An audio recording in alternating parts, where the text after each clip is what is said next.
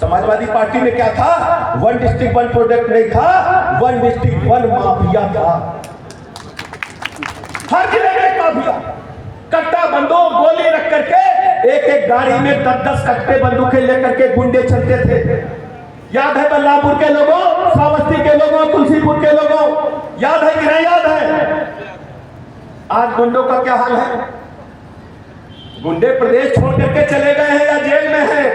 कुछ तो गुंडे कहते हैं, माफिया कहते हैं तो जेल में भी टेंशन है। कहते हैं कि नहीं कहते? गांव का हर नायक माफिया की लुप ले रही है। कल बोले ना टेंशन है, गुंडे बंद। हमारी बहन बेटियों को पूरी तरह से देखते थे, स्कूल डिग्री कॉलेज जाए तो फप्ती कसते थे हमारी जवान बेटियों की तरह। लेकिन अपनी सरकार ने एंटी रोमियो स्क्वाड बनाया, 29,000 ऐसे लफंगे जेल में सड़ रहे। 29,000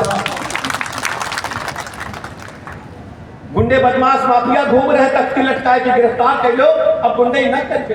ये है बीजेपी की सरकार और हमने कानून के तहत कड़ी कार्रवाई की। अपना पराया नहीं देखा, माफिया समाप्त किया, सरकारी ठेकों पर लूट समाप्त की। कोई अगर कानून किसी व्यक्ति ने तोड़ा है तो कानून के तहत कड़ी कार्रवाई की है। यह है भारतीय जनता पार्टी की सरकार, मोदी जी की सरकार।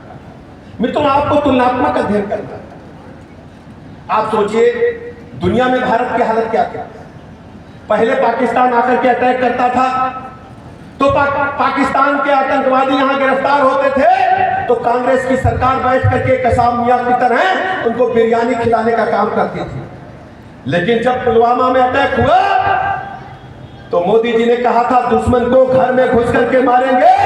पाकिस्तान के आतंकवादियों के अड्डों को, आतंकवादियों को समूल नष्ट करने का काम अपनी सेना ने किया। भारत आपको याद होगा पुलवामा अटैक, एक अपना भी जामाज साथी वहां फंस गया था, लंबी मूछ वाले, क्या नाम था उनका? लोग कहते थे हम ये गए, हम नए लोग पे हैं। याद है कि नहीं? कहा था हम लोग भी टेलीविजन पर टकटकी लगाए बैठे थे कि जैसा एक गेंद बची हो, 6 रन बनाने हो, धोनी खेल रहे हो, पलक भी झपकाने का मन नहीं करता था। अब क्या होगा, तब क्या होगा? खाना भी टेलीविजन पर ही हम लोग खा लेते थे, रात भर जग रहे थे। तब मोदी जी ने कहा था अभिनंदन सकुशल वापस चाहिए। कहा था कि नहीं कहा था? बताना। 24 घंटे के अंदर हमने अपनी आंखों से देखा, दुनिया ने देखा, अभिनंदन नया कपड़ा पहन करके पाकिस्तान बाघा बॉर्डर से भारत में ससम्मान भेजने का काम किया था। यह है बढ़ते हुए भारत की ताकत, ये आपकी ताकत है, आपने वोट से बनाई।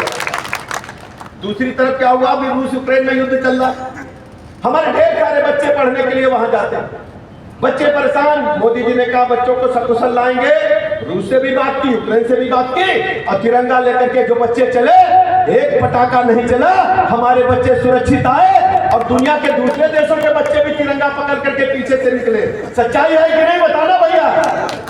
ये है बदले हुए भारत की ताकत, ये है आपके वोट की ताकत। दूसरी तरफ ये इंडी गठबंधन के लोग, समाजवादी पार्टी के बारे में आप अच्छी तरह जानते हैं। ये पीछे बैठे जो बूथ अध्यक्ष हैं, उनसे कोई पूछे पीछे बैठे व्यक्ति से कि आपकी पार्टी का अगला जिलाध्यक्ष कौन होगा, बता पाओगे? बता पाओगे? नहीं बता पाओगे। लेकिन अगर कोई पत्रकार मित्रों से, आप सभी को पूछे, जनता से पूछे कि समाजवादी पार्टी का अगला अध्यक्ष कौन होगा, तो लोग कहेंगे अखिलेश का लड़का जब जवान हो जाएगा तो वही हो जाएगा, अखिलेश बुढ़ा जाएंगे तो यही हो जाएगा। बोलो भैया, गलत है? और कांग्रेस पार्टी का अगला नेता कौन होगा, तो लोग कहेंगे राहुल गांधी बिहार भर में, तो जो लड़का बिटिया पैदा होगा वही नेता, यही है ना? या प्रियंका गांधी का बिटिया बड़ी हो गई, शादी न करे। अच्छा, राहुल गांधी के बारे में खास बात यह है, आज हम अभी देख रहे थे जब लखनऊ से चले कि उनके रिटायरमेंट में मात्र 6 साल बचा है। अगर सरकारी नौकरी कर रहे होते तो 6 साल बाद रिटायर हो जाते। अपना लोग सामान समेटने लगते हैं, लेकिन अभी तक वो बच्चे ही हैं, अभी तक युवा ही है। आप सोचो किन हाथों में आप देने जा रहे हैं। लेकिन भारतीय जनता पार्टी में क्या है? भारतीय जनता पार्टी में पीछे बैठा व्यक्ति कभी भी जिलाध्यक्ष बन सकता है, जो प्रदीप सिंह बैठे हैं, और यहाँ बैठ करके कभी भी प्रदेश अध्यक्ष बन सकता है, कभी भी राष्ट्रीय अध्यक्ष बन सकता है। ये है भारतीय जनता पार्टी, लोगों की पार्टी। आप देखते होंगे बड़ी संख्या में लोग आज भारतीय जनता पार्टी में आ रहे हैं, जात धर्म संप्रदाय से ऊपर कर लोग आ रहे हैं।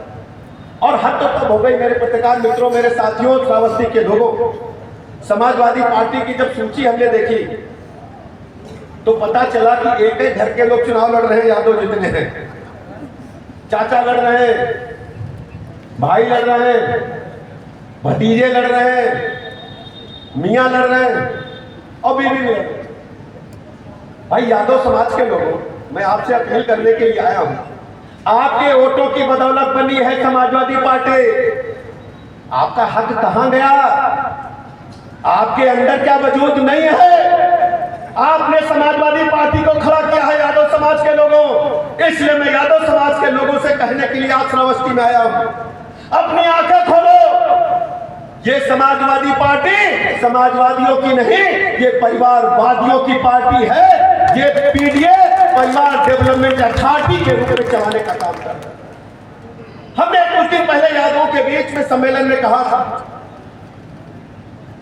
कि जो प्रभु राम का नहीं हुआ वो कृष्ण का नहीं हो सकता, और जो कृष्ण का नहीं हो सकता वो यदुवंशी समाज का नहीं हो सकता।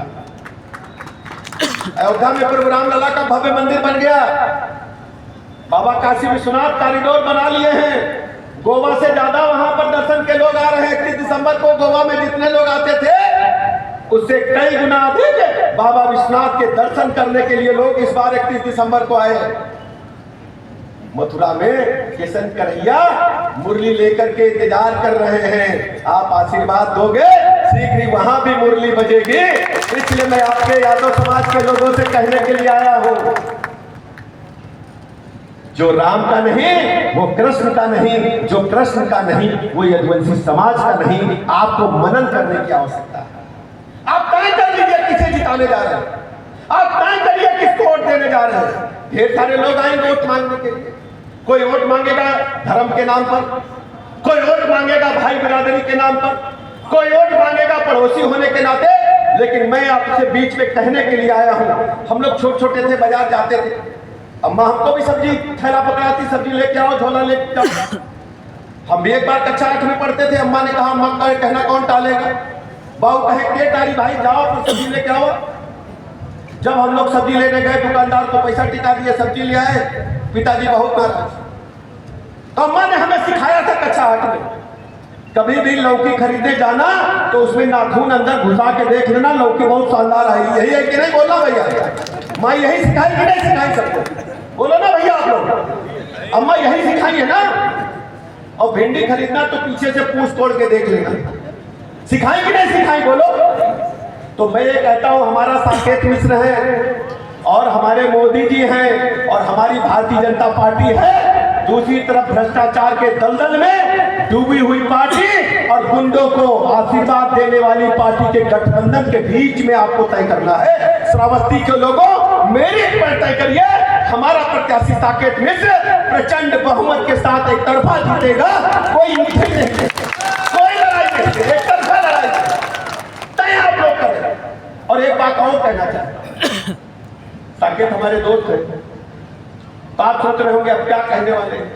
हम लोग जब बाजार जाते रहा तो बाजार के 15 दिन के बाद, मेला के 15 दिन बाद दुकान पर बैनर लग जाए। बैनर क्या लग जाए कि पैंट खरीदोगे तो शर्ट का कपड़ा फ्री में मिलेगा। लगता है कि नहीं लगता? बोलो जरा दिवाली वाली। सिलाई मशीन खरीदोगे पावदान फ्री में मिलेगा। और हमारी महतारी बिटिया अगर साड़ी खरीदे जाए तो ब्लाउज का पीस फ्री मिली। लगा ठीक लगा? बोलो जल्दी से, बोलो जल्दी से, पाछे वाले भैया। तो ब्रजेश पाठक साकेत मिश्रा जीती है, वोट कमल पर परी, साकेत का वोट दे हो। ब्रजेश पाठक लखनऊ में आप फ्री में चरण की सेवा भी करिए, हम जिम्मेदारी रहेंगे। कोई आया, हमारे घर आपके लिए हमेशा खुले रहेंगे। आप कहिएगा श्रावस्ती के लोगों, हम कह के गए थे साकेत मिश्र जी के लिए। मैं बहुत धन्यवाद देता हूं आप सबको कि आप सब इतनी बड़ी संख्या में इकट्ठा हुए। मुझे पूरा भरोसा है कि आप ठीक से जनता तक बातों को पहुंचाएंगे और मुझे अच्छी तरह